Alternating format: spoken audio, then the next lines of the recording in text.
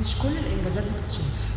سمعت قبل كده عن حد حكالك عن إنجاز مثلا إنه قام وساب السرير بعد ليلة كلها عياط وحزن، عن إنه بيقاوم دموعه في الشارع، أو إنه مثلا انتصر لما مشي من الشارع ده أو زار المكان ده؟ شفت حد بيقولك إنه عمل إنجاز إنه حذف صورة أو رسالة أو شات كامل؟ حد قالك قبل كده إنه انتصر على نفسه لما ابتسم أو شم نفسه بجد من جواه؟ شفت حد قالك إنه انتصر النهاردة لما راح شغله بالرغم من إحباطه؟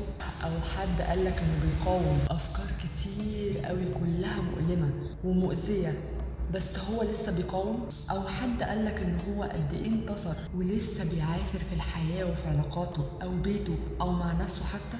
الحقيقة بقى إن إحنا بتصدر لنا إن الإنجازات في الشغل أو الدراسة بس في الحقيقة إن حوالينا ناس بتعمل إنجازات كتير قوي ومحتاجين نشوفها ونقدرها. كلنا أبطال في حتتنا.